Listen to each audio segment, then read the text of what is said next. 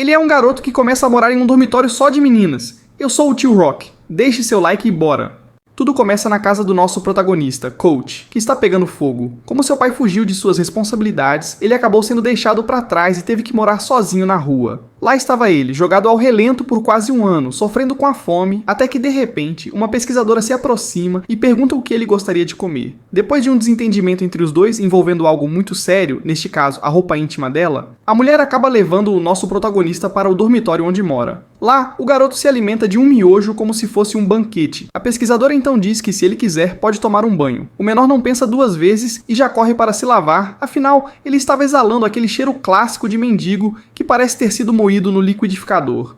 Mas ao entrar no banheiro, Coach se depara com um grupo de garotas tomando banho. Além de vê-las, elas obviamente também acabam vendo o projeto de anaconda dele. Envergonhado, o protagonista sai correndo, mas ao dobrar um corredor, esbarra em uma garota de cabelo rosa. No impacto, ele acaba tocando exatamente naquele lugar que já sabemos e que foi devidamente censurado na tela. Nesse momento, as garotas que estavam no banho surgem e o imobilizam. Mesmo tentando se explicar, a situação só piora, e ele não consegue convencer ninguém de que tudo foi um acidente. A cena corta para um momento onde todos estão conversando de forma mais civilizada. O coach explica que não tem família, nenhum lugar para morar, e muito menos dinheiro. Mesmo assim, ele quer frequentar a escola e ter uma vida normal. Ao ouvir isso, a pesquisadora chamada Minerva oferece a ele um cargo de supervisor do dormitório. Feliz, o menor aceita o cargo, e as moradoras também concordam. No entanto, quando a moça de cabelo rosa recebe essa notícia, ela junta suas coisas e vaza do lugar o mais rápido possível. Como se isso já não fosse o suficiente, Coach descobre que precisa da aprovação de Athena para realmente se tornar supervisor do dormitório. Graças a uma explicação de Minerva, ficamos sabendo que Athena tem um problema sério. Ela não consegue se sentir confortável perto de homens, e a situação dela é tão intensa que basta encostar em um para que seu nariz comece a sangrar. Ao descobrir isso, o protagonista vai atrás de Athena, e ao encontrá-la, diz que não será mais o supervisor do dormitório e que ela já pode voltar para lá. No caminho de volta, Athena percebe que, por conta dela, Coach acabaria dormindo na rua. Sentindo-se culpada, ela decide voltar e o encontra desmaiado em um banco da praça. Nesse momento, Athena decide enfrentar seu medo, pegando o menor e o carregando nas costas. Mas como esse anime não é para iniciantes, um acidente acontece no meio do caminho e ela começa a sangrar pelo nariz até desmaiar. No fim, o coach tem que carregá-la até o dormitório. Chegando lá, ele finalmente é aceito como supervisor e ainda consegue um lugar para dormir. No dia seguinte, enquanto estava limpando o dormitório, ele se depara com o segundo andar completamente bagunçado. Como agora seu trabalho é manter o local organizado, ele começa a passar de porta em porta para recolher o lixo. Logo de cara, a primeira moradora abre a porta usando apenas um jaleco e nada mais. O sortudo, quer dizer, o coitado,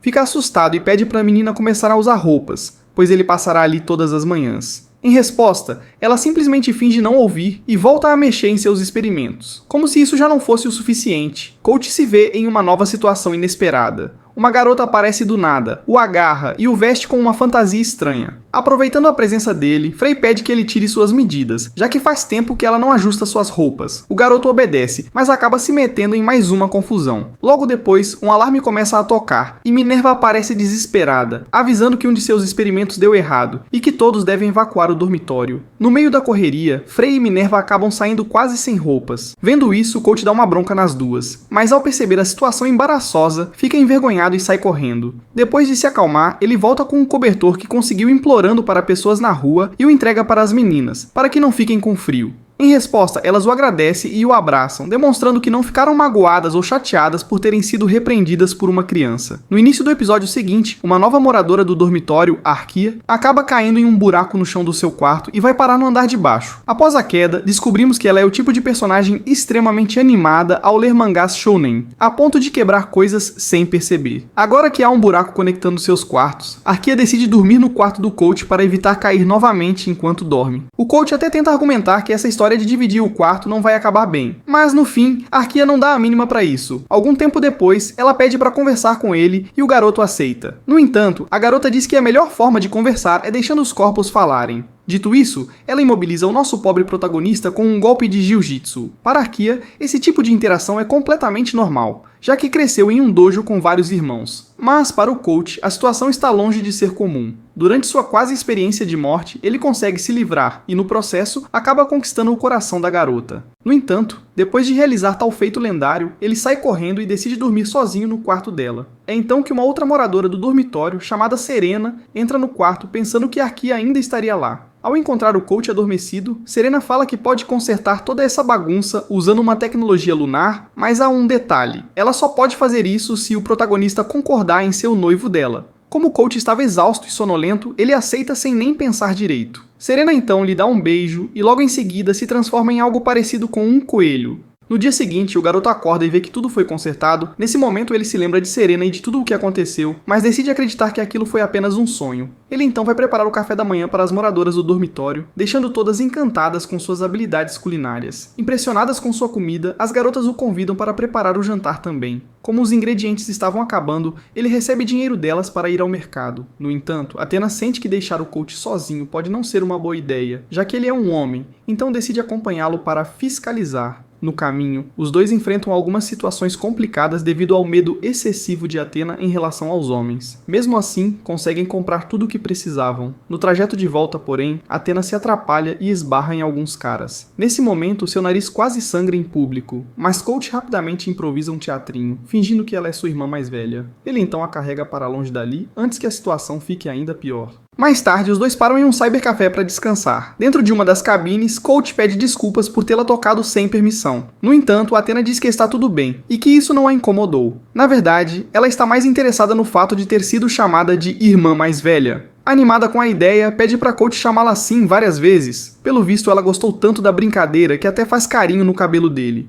Porém, como sempre, ela se atrapalha, e uma série de acidentes acontece, resultando nela jorrando sangue pelo nariz de novo. Ao voltarem para casa, Athena anuncia que a partir daquele momento, irá cuidar do coach como se ele fosse seu irmão mais novo, protegendo-o das imoralidades daquele dormitório. No fim do episódio, todas as outras garotas ficam intrigadas com essa história de irmão mais novo, e decidem entrar na brincadeira. No episódio seguinte, vemos que chegou o tão esperado Golden Week. Para quem não sabe, a Golden Week no Japão é um conjunto de feriados nacionais que garantem vários dias de folga sem escola ou trabalho. Porém, como o coach já não estava indo para a escola ultimamente, isso não faz muita diferença para ele. Como de costume, ele prepara o café da manhã e chama as garotas. Durante a refeição, as meninas acabam entrando em uma competição para decidir quem seria a melhor irmã mais velha. No entanto, como todas têm personalidades bem peculiares, a disputa sai do controle e termina sem nenhuma vencedora. Mas, na minha humilde opinião, o coach foi quem mais saiu ganhando, se é que vocês me entendem. Depois da confusão, as garotas pedem desculpas pelo incômodo e revelam uma boa notícia: depois do feriado, Coach finalmente poderá voltar para a escola. Tudo isso porque Minerva deu um jeitinho e conseguiu matriculá-lo. Feliz com a novidade, ele agradece a todas e começa a se preparar para seu retorno às aulas. Quando finalmente volta à escola, a primeira pessoa que encontra é sua tia, ou melhor, sua amiga de infância. Assim que o vê, a garota chega já dando uma bronca nele, reclamando que ele sequer deu notícias depois que sua casa pegou fogo. No entanto, como uma boa tsundere, ela não demonstra um sentimento genuíno de preocupação, o que faz com que, na visão do coach, ela pareça apenas brava. O garoto passa o dia tentando explicar o que aconteceu com ele, mas é constantemente interrompido por seus colegas e até pelo professor. Na hora do intervalo, ele decide ir até ela de uma vez por todas, e no calor do momento, agarra sua mão com tudo. Irritada, ela a joga para longe. O problema é que sua amiga tem uma condição médica especial. Ela é extremamente sensível ao calor, ou seja, qualquer contato com uma fonte de calor intenso a deixa desconfortável.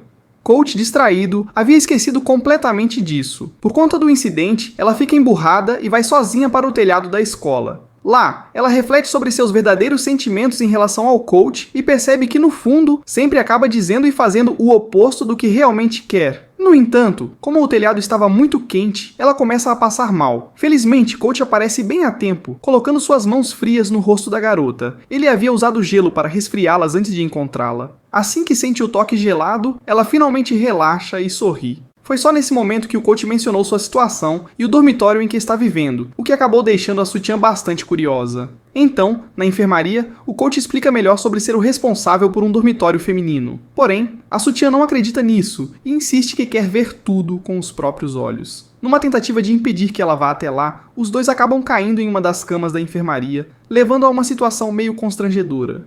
Irritada, a sutiã rapidamente joga o coach para longe dela. Logo em seguida, os dois seguem caminho até o dormitório onde o menor está morando. Embora ele estivesse relutante em mostrar o lugar para sua amiga, a insistência da sutiã venceu o medo dele. No episódio seguinte, vemos a sutiã determinada a inspecionar cada canto desse dormitório para garantir que é um local adequado para o coach viver. No entanto, como já era de se esperar, cada canto desse lugar tem seus perigos. Um dos quartos emana um gás tóxico, outro abriga uma maníaca por cosplay, e por aí vai.